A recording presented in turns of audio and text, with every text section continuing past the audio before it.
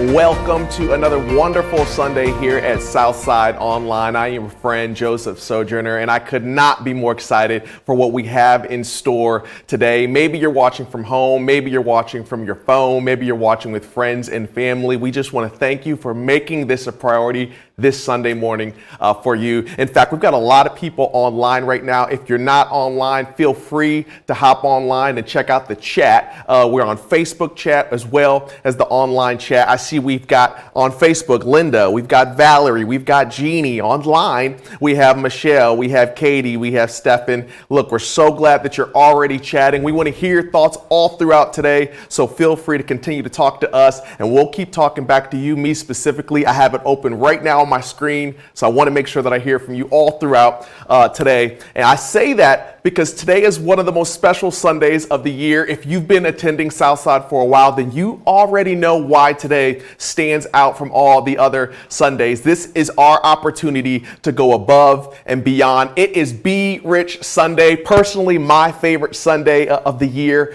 because it gives us an opportunity to do not just for our neighbors with love, not just for our communities by what we do with our hands, but also an opportunity to partner with all the local organizations that are helping people in need. And we know that this year there are so many individuals, so many families, so many organizations that are in need of help. And what better time for the church to step up and say, we can do more. We can be some people who can go above and beyond, go the second mile, and love as only Jesus could love. And we have the opportunity to do that today. So much we're going to cover, so much we're going to do. But I'm going to start with some fun right now, because one of the most exciting parts about Be Rich is every single year people are always like, I want to get my hand on some of these t-shirts, some of the hats, some of the hoodies.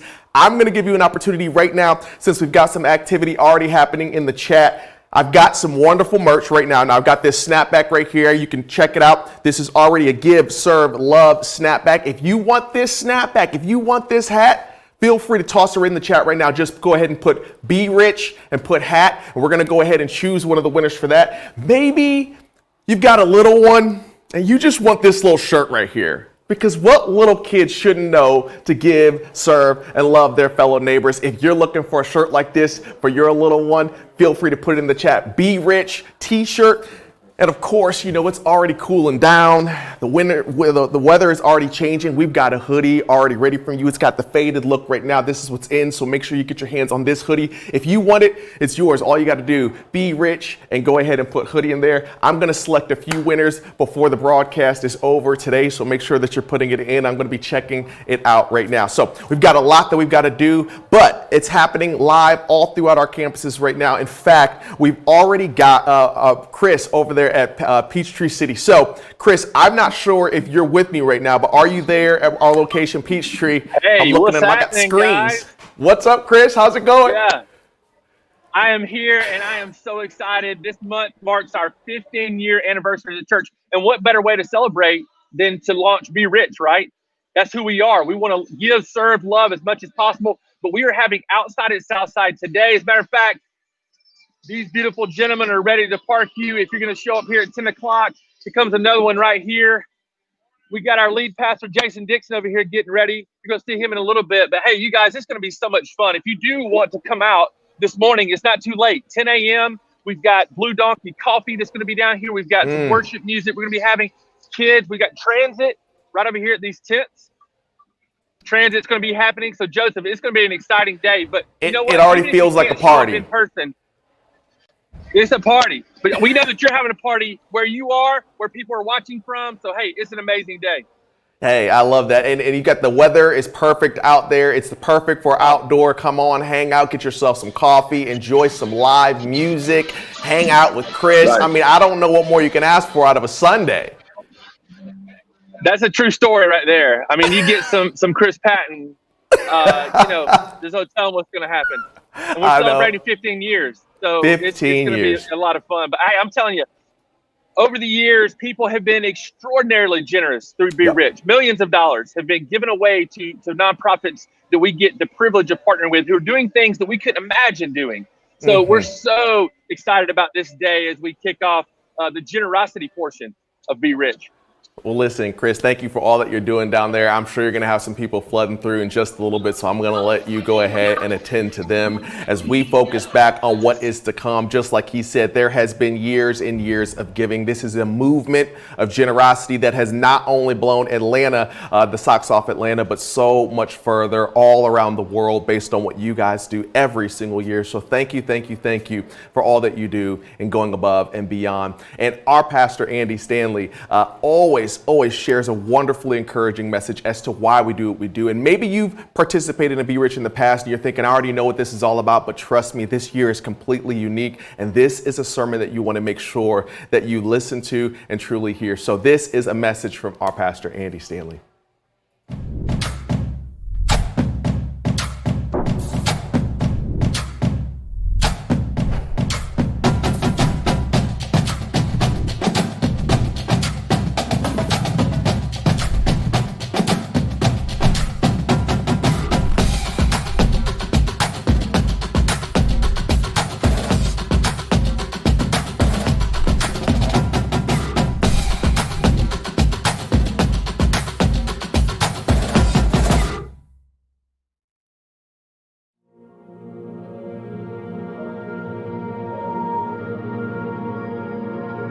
I won't pretend that we can control the night or what kind of road we're on or where we will see the light. But right now I'm talking to you.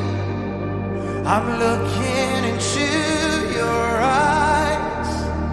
Right now I'm trying to show that we're gonna be alright. 2020 has been quite the year. It has been difficult for all of us. It has been life-altering for some.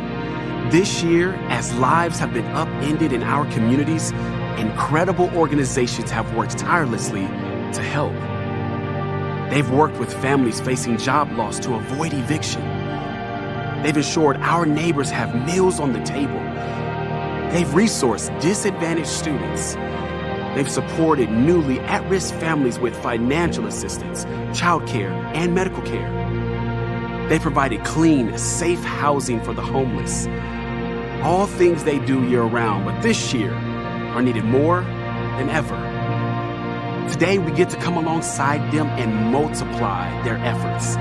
Because today, you are one of 113,000 people across 6 countries who are here to give, to serve, to love, to make a difference. And on the shoulders of your past generosity, we will remind our communities that we, the church, are on their side.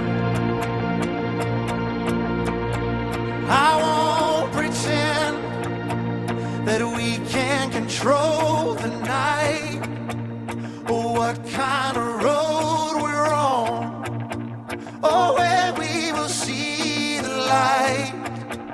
But right now I'm talking to you. I'm looking into your eyes. Right now I'm trying to show you that we're gonna be alright. Oh, I don't know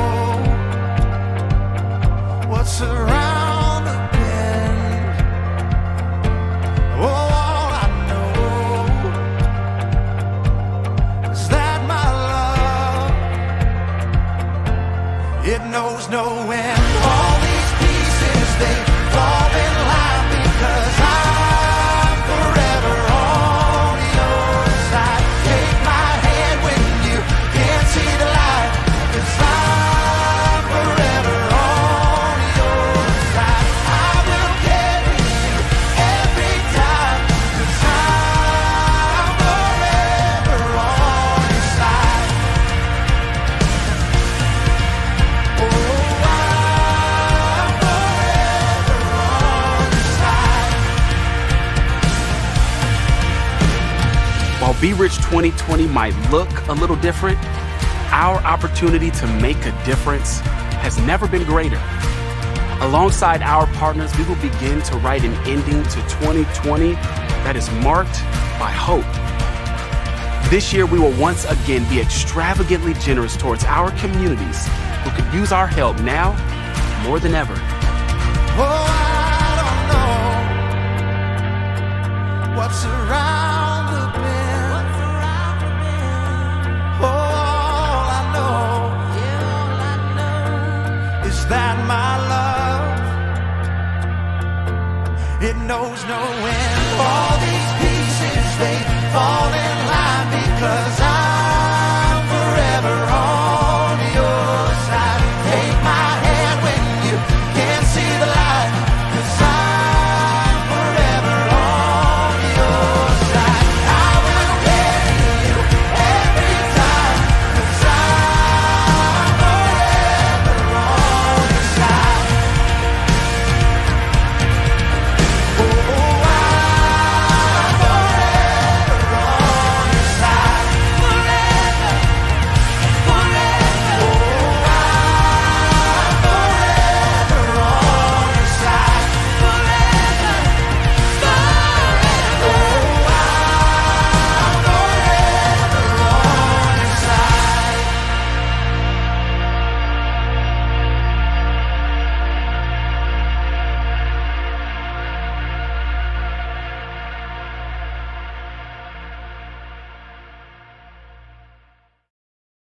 You know, since the outbreak of the pandemic, I've been asked two questions over and over, primarily from people outside of our network of churches.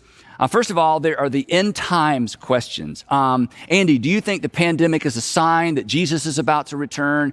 Is this the beginning of the end, the apocalypse?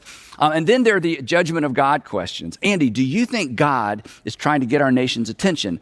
Is God judging our nation? Should we call the nation to repentance of sin so that God will remove the virus from us? And honestly, praying and repenting of sin is never a bad thing, right? Unless it becomes a distraction from the main thing, which we will get to in a minute. Now, I totally get what's behind these questions because of the type of church that I was raised in. People are asking these questions because, well, it's based on the way they were raised, their worldview, the church they grew up in, the worldview they were presented with, left behind with. Anyway, these are interesting questions, but as we're going to discover, and as you would guess, these are not the most pertinent or the most important questions. They're not helpful questions. In fact, to the point of today's message, they are not the kinds of questions that first century Christians asked when faced with similar circumstances. And just my opinion, I think our fascination with these kinds of questions reveal, in some cases, a limited or perhaps, a limited knowledge or a limited understanding of history and of the suffering that people in other parts of the world have had to navigate for generations, and that many people were navigating in this generation before the appearance of COVID-19, which makes me wonder, perhaps the question that we should all be asking is this one: why? Why do Americans, and I'm including myself, why do Americans have such a low pain threshold? Because we really do, don't we? Again, me included.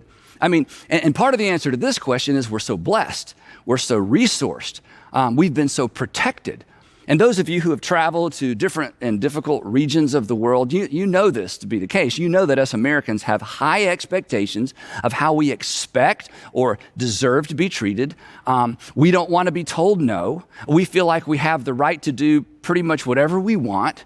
In fact, think about it this, the fact that fights have broken out and guns have been drawn over wearing a face mask in Walmart, on airliners, I mean, that should tell us a little bit of something about our low tolerance for discomfort. It's all about me-centered culture, a culture that's becoming more rights than responsibility driven. And let's face it, when individual rights take precedent over personal responsibility, when individual rights become more important than taking personal responsibility, perhaps the end is near. Perhaps an apocalypse is just over the horizon, because you can't create, you can't pass, you cannot enforce all the laws necessary to ensure peaceful coexistence in a culture where personal responsibility takes a back seat to personal freedom. I mean, I could state it this way: it can't be all about me and all about you all at the same time. Somebody has to give. Something has to give. Somebody has to surrender a bit of their personal freedom or chaos will ensue. And I know this, the notion of surrendering any personal freedom strikes us as so un-American. But we do it all the time. At least I hope you do. I mean, every time you stop at a four-way stop and let the person to your right go first. Every time you wait in line at the grocery store. I mean, we raise our children to say no to themselves in order to get along with other people. But when you refuse to take responsibility for ourselves, what do? We force somebody else to take responsibility for our irresponsibility. And that can only go on for so long. And all of that, along with our varying worldviews, our varying theologies, the ways that we were raised to see the world and interpret the world, all of that feeds our curiosity and fascination with interesting, intriguing, but in the end, unhelpful questions related to the suffering that many of us are experiencing, or in most of our cases, the hassle and the inconvenience inflicted on us by the coronavirus. And that brings us to the point of today's message, and that's this. What questions should we be asking? What questions should we ask? And when I say we, I'm talking about we, the church. We being the church. What questions should the church be obsessed with? Where should our focus be? Where should we focus our energies? And the interesting thing is this. The New Testament makes it crystal clear what kinds of questions the early church asked when faced with problems they couldn't solve and when faced with a natural disaster that, for whatever reason, God chose not to withhold. Now, here's a little context, and this is so important. After Pontius Pilate gave in to religious leaders in Jerusalem and ordered Jesus to be crucified, it was pretty much open season on Jesus followers. The religious leaders, think about this, if you've read the New Testament, the religious leaders didn't drag anybody else to Pilate for execution. They just took it upon themselves. And their first victim, as you may know, was a man who had been chosen by the apostles to distribute food to widows. His name was, that's right, his name was Stephen. Stephen was officially the first Christian martyr. But as it turned out, Stephen, in addition to being able to serve widows food, he had some other sweet skills as well. He was a powerful communicator and a persuasive litigator for the faith. So the religious leaders in Jerusalem, they had him arrested. They tried him for blasphemy, but during the trial, they made a crucial mistake. They gave Stephen an opportunity to defend himself out loud in front of a crowd. And it was a mistake because his argument for the faith was so compelling, it just made them all mad. And they dragged him, not to Pilate, they dragged him outside the city gates and they stoned him to death. A horrible way to die. In many instances, the victim didn't die immediately. They were left to bleed out alone as animals gathered around to be the first to feast on the carcass. Now, when there were no negative repercussions from Pilate when they stoned Stephen, the religious leaders started rounding up all the followers of this Nazarene sect, members of the way, that's what they called it then. Luke says this, on that day after the stoning of Stephen, on that day a great persecution broke out against the church in Jerusalem, and all except the apostles, Jesus' original followers, all except the apostles were scattered throughout Judea and Samaria. They could no longer meet together safely, and they could no longer meet together legally. And the result, what happened? So the Jesus movement ceased to be as its leaders were eventually rounded up and executed. No, that's not what happened. Of course it didn't. Just the opposite. Those who had been scattered preached the word wherever they went. The fact that they could no longer meet together in Jerusalem did not dampen their enthusiasm. It turns out the persecution served as a catalyst to spread their faith to regions that, well, had yet to hear the message of Jesus. Now, as you know, if you grew up in church, the chief inquisitor or the chief persecutor was a man named Saul of Tarsus. We know him as the Apostle Paul. He literally, during this season, this is amazing, he went from house to house. Imagine this. He went from house to house in Jerusalem, dragging men and women out of their homes to be tortured and imprisoned because they had embraced the way, this Nazarene sect or cult. And then, when he ran out of Christians, they weren't called Christians yet, but when he ran out of Christians to arrest in the greater Jerusalem, Judea area, he got himself deputized to arrest Jesus followers in Damascus and to bring them all the way back to Jerusalem for trial, which is crazy because the trip from Jerusalem to Damascus, I mean, get out your map. The trip from Jerusalem to Damascus, one way would take him nearly 2 weeks. That's how intent he was about putting away once and for all this thing called this Nazarene sect, the way, the followers of Jesus. But as you know, on his way to putting the way out of business, he was intercepted by the living Jesus. And he immediately abandoned his violent ways and he joined the losing team that eventually lost their way to victory and shaped Western civilization. And Paul, as you know, eventually went on to write a series of letters that shaped Christian theology for the next 2,000 plus years. So, recap, here's the picture. Christians are scattered, smothered, and covered. They are despised and they are dispersed. But what questions were they asking? When they got together, what did they talk about? What were they most concerned about? What did they focus on during those days? Well, the story continues and Luke picks it up for us. And here's what Luke says. He says, now those who had been scattered by the persecution that broke out when Stephen was killed, they traveled as far as Phoenicia, Cyprus, and Antioch, spreading the word only among Jews. Some of them, however, men from Cyprus and Cyrene went to Antioch. Antioch is over 300 miles north of Jerusalem. Went to Antioch and began to speak to Greeks also, not just Jews, telling them the good news about the Lord Jesus. And the Lord's hand was with this group, and a great number of people, Gentiles, believed and turned to the Lord. Now, pause for just a minute in the story. Wouldn't it be great if this was the church's story of COVID-19? Wouldn't that be great? When those who have been scattered by the virus recognize that they could no longer gather as they had in the past, they look for new opportunities to spread their faith in Jesus. As I've said before, I hope that's your story. I hope that's my story. I hope that's our story. Anyway, back to their story. Turns out that so many non-Jews embraced Jesus as Savior in Antioch that the believers in Antioch sent a message to Jerusalem, said, hey, we need backup, we need help. So the church in Jerusalem then sent a guy named Barnabas to Antioch to help disciple and teach all these new believers. When he got there, so many more people responded, he needed backup as well. So he went and recruited some extra help. Luke says this, then Barnabas went to Tarsus to look for Saul, the Apostle Paul.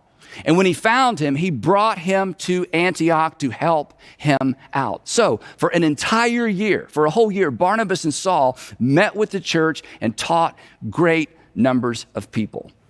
And the reason there were so many people was because of the disruption and the persecution 300 miles south in Jerusalem. And here is the interesting and the instructive thing for us. There is no indication that first century Jesus followers in Antioch or Jerusalem tried to figure out how all of this disruption and all of this displacement and all of this persecution played into some larger eschatological framework.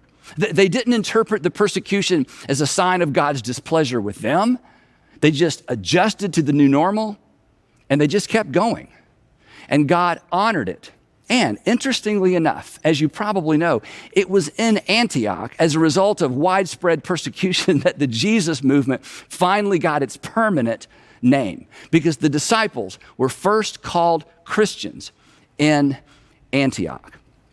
Then, this story takes a really interesting twist. In fact, it's this twist that leads us to the opportunity that lies before us today. Here's what happened.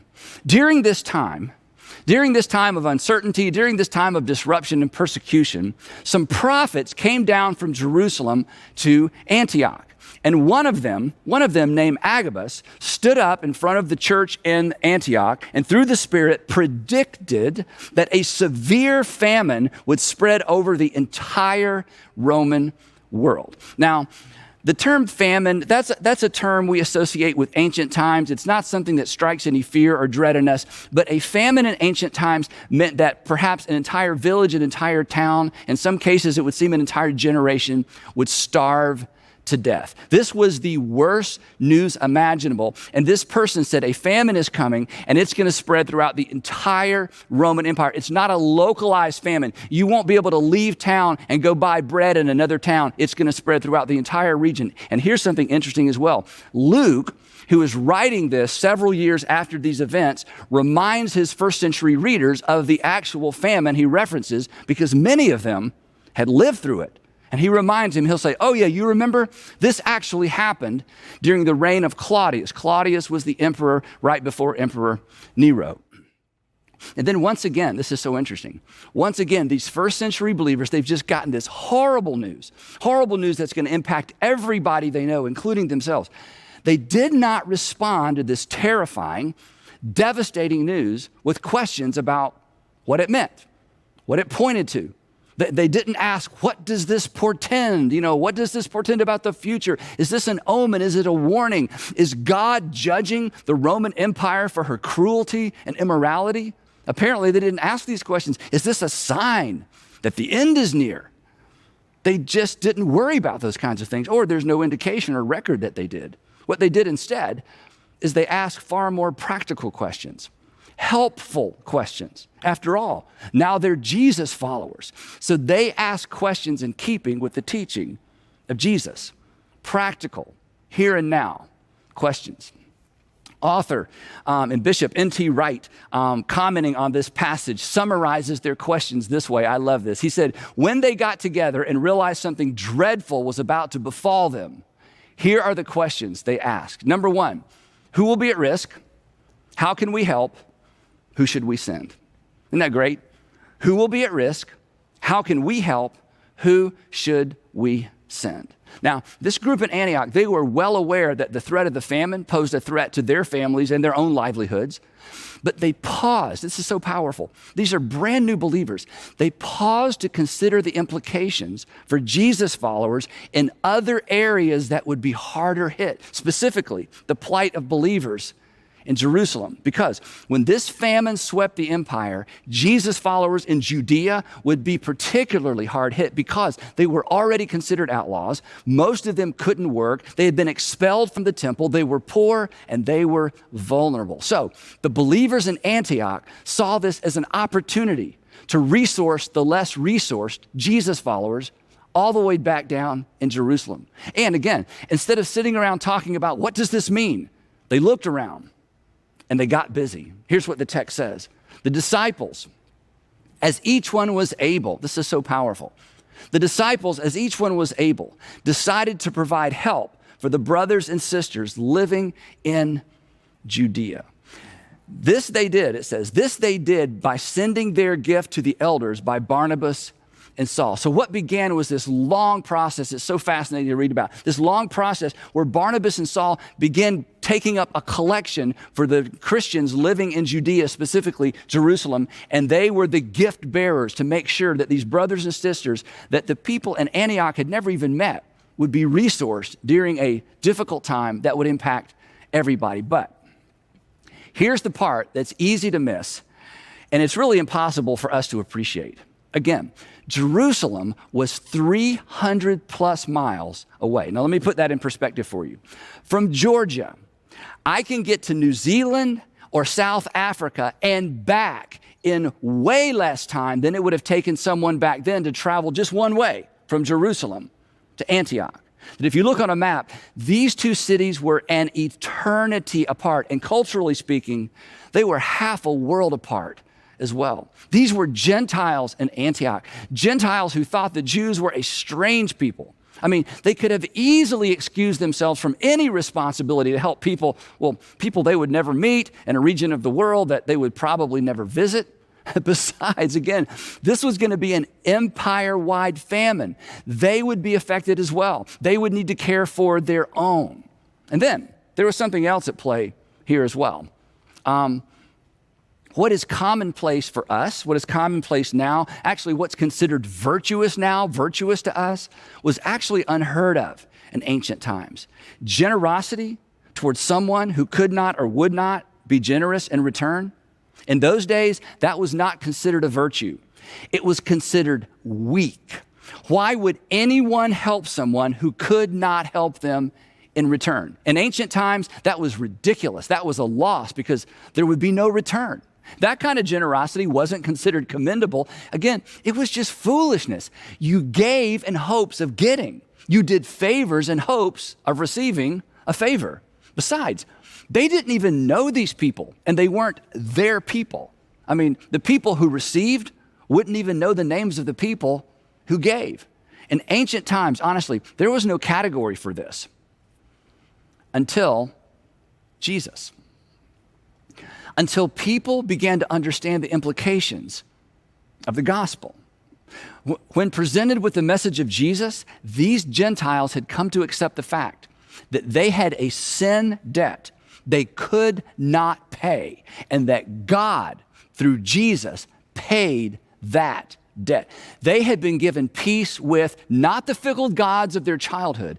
They had been given peace with the living God, the creator of all things. And now they were to do for others what God in Christ had done so generously for them. As Jesus followers, they were now accountable to the law of Christ. So when the opportunity arose for them to give with no opportunity to receive, they gave willingly and they gave generously. And never before, this is amazing, never before in recorded history had a local multicultural group, as you find in Antioch, felt familial kinship responsibility for a group of people with whom they had virtually nothing in common and had never met. And where did this politically, culturally incorrect behavior come from? It came from their recognition that God so loved the world that he gave. It came from their acceptance of the fact that by that kind of generosity, all men would know that they were Jesus' disciples. They gave because that's what love required of them. And here's the cool thing. Those are our people. They got the ball rolling. They were the first push on that flywheel. They introduced a new kind of generosity, and eventually it would have a name. It would be referred to as caritas. Caritas, a brand new category of generosity. A caritas was giving to relieve the physical or the financial distress of others without expecting anything in return. And that brand of generosity would eventually brand Christianity. It would become the hallmark of the church. So, taking a page from our first century brothers and sisters, our primary responsibility is not to figure out why the pandemic happened, or to react to the various theories of its origin, or to figure out how it fits into the overall sovereign plan of God. That doesn't really help anybody. At best, it just leaves us debating among ourselves. And if the Apostle Paul was right, and I believe he was, the pandemic, it is simply another global expression of a broken world awaiting its redemption and its Redeemer. In other words, this is nothing new. But the question is, what should we do? And this year, be rich is a big answer to that question. It's our answer to that question. Now, if you're new, once a year, here's what we do. We combine all of our resources to do corporately what we do all year long individually. Give, serve, and love in Jesus' name. It's our opportunity to remind our communities that everybody matters to God, whether God matters to them or not. Now, we call it Be Rich based on what the Apostle Paul wrote to Timothy in a first century letter. Here's what he wrote. He said, Timothy, command those who are rich in this present world, and if you have more than you need by international standards, you're rich. Command those who are rich in this present world to do good and to be rich in good deeds and to be generous and willing to share. Now, here's the thing. Most of us want to make a difference, but we don't always know how. And Be Rich is how. And Be Rich makes it simple. This is our 14th year. And over the past 13 years, here's what you've done over the past 13 years. You have served over 466,000 hours with our nonprofits. And collectively, you have given over $51 million that we in turn gave away. This year's campaign is going to involve 68 churches around the country and around the world in 21 states, 6 countries, which includes over 113,000 people when you add up all of the folks who attend all those churches.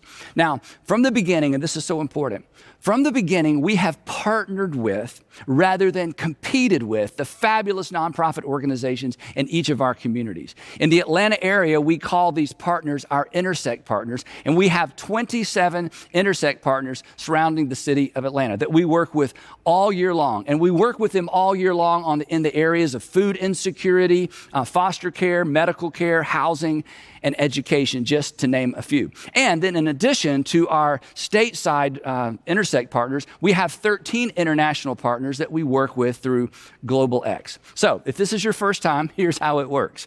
For the past several months, our staff has asked some of these extraordinary organizations in our communities, they've asked them 2 questions. What would make a big difference for you? What would make a big difference for you? And what would help you make a big difference? And so as they have given us that information, as they've answered those questions for us, we have vetted a couple $1 million worth of projects. But with Be Rich, just so you know, we do not set a financial goal.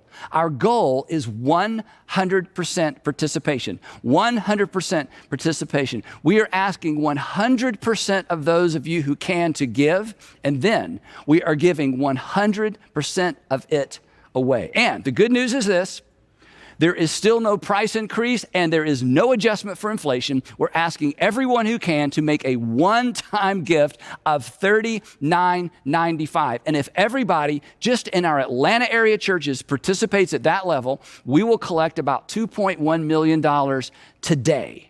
And that will cover about 50 projects. But because of your history, we've vetted another $2.5 million worth of projects just in case this year is like previous years. And I'm hoping this year is the biggest year ever because the need is greater than ever. Now, as you would imagine, these are game changers. These are game changers for our partners.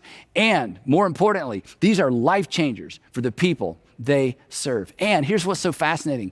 It was the first century church, as we've just discovered. It was the first century church that first understood and embraced this novel idea that devotion to God is best demonstrated and authenticated through our love for others. And you know what? That extravagant generosity toward others is the appropriate response to God's extravagant generosity towards all of us. That shift, that approach, it had a ripple effect throughout the entire Roman Empire. And I'm hoping that our generosity in Jesus' name has the same effect on our communities and perhaps our nation. Now, normally at this point, I would dismiss you to the lobby where volunteers with different colored balloons would be ready to accept your donations. This year, it's a lot simpler because I want to dismiss you to berich.org. Berich.org. I want you to go there immediately, and I would love for you to give generously. Let's show our communities that our faith is more than just sermons and songs, and that our churches, well, we are certainly not closed. So on your mark, get set. Let's be rich.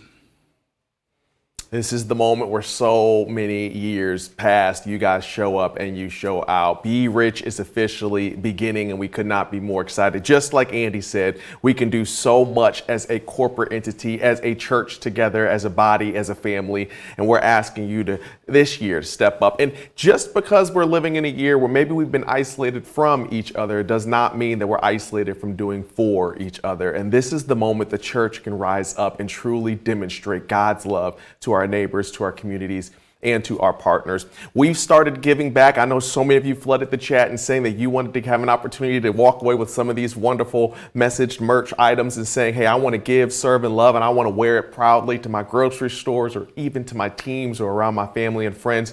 And so we're going to give it away. In fact, we have Sarah Hoover, at Sarah Hoover, and at Linda6233. We need you to go ahead and reach back out to us. We've already hit you up and let you know that you are some of the winners of some of this this swag. And then we've got some winners on Facebook because we don't want to forget about you. Some of you guys have been active on that. Ron and Cynthia, look out for a message from us so you can make sure that you get your swag. We want to make sure we can get this type of merch in your hands, so make sure you reach out to us. Thank y'all so much for going ahead and participating in all that you've been saying all throughout the sermon. I love some of the messages that I was reading. And then we have the special privilege of being able to partner with some of the wonderful organizations more local right here in Peachtree City. In fact, we're going to take it on over to our campus, Peachtree City campus, I should say, with Jason. And Jason, I don't know if you're there, but we would love to hear what's going on there and some of the partners that we're partnering with this year. What's up, Joseph? How you doing, man? I'm good. You're looking good, I should say. How are you feeling? You do look good. I feel great. We've done some of these outside at Southsides, and I'll be honest with you, the amount of water that I lose from sweating been it's been excessive. I've changed shirts multiple times, but today's beautiful. Hey, if you haven't got here yet, you can go ahead and hop on your golf cart, come right over, because we have that little advantage here in Peachtree City. But we are excited to be here today, Joseph, and this is my most favorite time of the year. We get to love on our community in a way that goes beyond anything we can imagine. The big thing is we have such amazing desires to help our community, but honestly, instead of creating another program, instead of creating another thing for us to do, we find rock stars and we find partners in our community that are already doing that, because they're doing it to the extent that we can never even imagine. So we have 4 partners that we work with. We work with the Midwest Food Bank, the Real Life Center, Fayette Pregnancy Resource Center, and Bloom Closet. And all 4 of these locations are doing things and helping thousands and thousands of people on the south side of Atlanta. And one of these specific locations is Midwest Food Bank. And I just want to highlight something that is just fascinating. They started here in 2011, and what they do is, disasters need stuff. And so they supply food, and they get food and give it out to so many different agencies. So in 2011, started here in Peachtree City, the location here, and we had 9 agency partners. Now, Joseph, this is about to blow your mind. Since opening our doors, from those 9 agency partners, there are now 320 agency partners that the Peachtree City location services, and there are 30 satellite locations in Tennessee. And go beyond that, they serve over 56 counties. And you ready for this? It spans over 6 states: Alabama, Georgia, Kentucky, South Carolina, Tennessee, and Virginia. And I mean, every single month, food is put into the hands of these agencies, and they distribute them to the communities. And people who are hungry, people who don't have food because of the Midwest Food Bank, and because of the way in the past that our church, our attendees have given to Be Rich and stepped up when all of these families needed, and even now more than ever. I love that, Jason. I see you got some wonderful action happening behind you here, and you guys had some music happening in the live environment as well today, didn't you? We did. We have it going on right now. So I mean, come on down here, listen to some music. We got snacks. We got Blue Donkey coffee from Atlanta, so we got some good stuff going on. We're having a good time, Joe. I can tell you're already having a good job. And I love what you said, because I will say, in watching over these last few years, even in the past 10 years, as I've been kind of watching this movement, it started by doing something so significant. But every single year you show up and you do more than we ever could imagine. And it has grown. And just like you said, it's gone from 30 to 300. And it is special to watch God's people truly saying that we can continue to do more, even in probably the hardest year of all, this year being the hardest year of all. We already anticipate God's people saying that we can still help others. So Jason, I love every single thing that you said. And yes, you can also make sure that you're giving at berich.org. If you're wanting to know that, that address, it is berich.org, and you can start giving. But we want to know a little bit more that's happening, and so we're going to head on over. We've got the Greg and Noonan campus. Greg, I don't know if you can hear me right now, but Greg, tell us a little about what's happening there and what other partners that we're partnering with that you know. Joseph, how you doing, my man? You doing well? I'm great, man. Can you hear me? I can hear you. You got the AirPods on. You're a little more stylish. Hey, I do. You know what? My mom bought them for my birthday to try to bring me up to the 20th century. So here's the magic of Hollywood right here, or at least digital age, is Joseph and I are about 50 feet from each other. But you don't know that. So we're talking like we're in different worlds. Yeah. Joseph, Noonan's doing great. You've seen a lot of the action as we're prepping for Outside at Southside, but then it is starting to get exciting. People starting to show up, grab their spots in the shade. I've been praying for lots of cloud coverage because that's what makes a great outdoor event. So it looks like the prayers of the righteous will be heard. You know what I mean? Lots of clouds coming through. Well, look, I mean, we moved it up this year, and so usually it's a little bit cooler. And so I agree with that prayer because we were all like, now it can be very hot today. So it's good that the cloud coverage is out there. So tell us a little bit about, I believe you're telling us about Backpack Buddies and then what we're doing for them this year. Yeah, dude, Joseph, let me tell you about Backpack Buddies. Backpack Buddies is an incredible organization. And as you can imagine, as the pandemic has hit, it has created even more of a strain on organizations than what they normally do. And so while some organizations are scrambling to figure out how to do the new normal or do their new kind of reality, Backpack Buddies is answering the question of how do we do on a massive, bigger scale than we've ever done. Check this out, Joseph. Since March, Backpack Buddies has delivered 23,000, I didn't stutter, 23,000 bags to kids that are struggle with food insecurity. And that just simply means they don't know where the next meal is coming from. And so to make 23,000 bags happen, it has taken 500 volunteers. And here's the opportunity Be Rich gives us. While we can look back and say, that's amazing what they have done, the question still remains, well, what is coming? You know, what's coming down the pipe? Coweta County just went back to school. And so right now they're starting off the year supporting 850 kids that have either free or reduced school lunches to make sure they're fed on the weekends.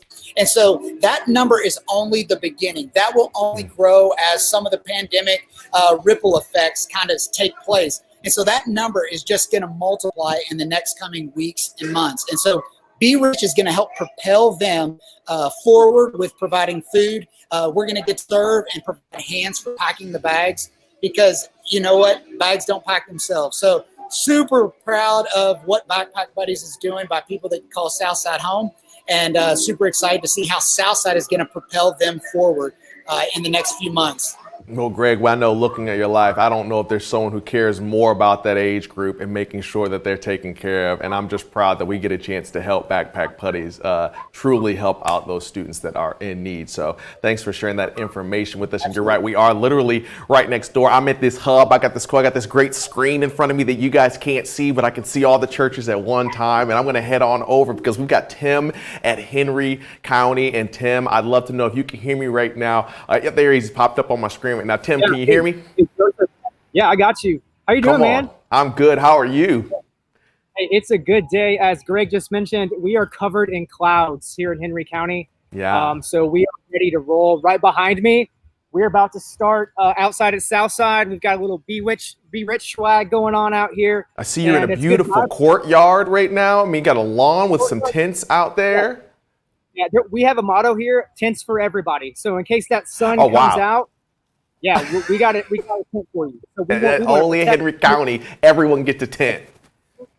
Everyone gets a tent in Henry County, but we're having so much fun here today because we're kicking off Be Rich, and it is one of our favorite times of year because it really cuts to the heart of why we started this location in Henry County, why we started any of our locations across the south side of Atlanta, because we truly want to be an outward-focused church, and we want to form some partnerships in Henry County. And we have two amazing partners that when you give to Be Rich, when you sign up to serve to Be Rich, you're going to be helping these two partners make an incredible difference. The first partner that we serve is called Operation Lunchbox. And I don't know if you know this, Joseph, but they were just named 2020 Community Hero by the Atlanta Braves just this week. Come on. So cool.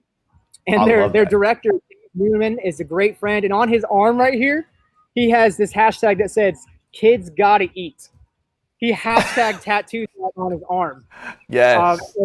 Yeah, he is so committed to feeding. And right now they feed over 2,000 kids on the weekends in Henry County. And especially over the COVID pandemic, they were one of the first responders to providing food for those in need in a massive way.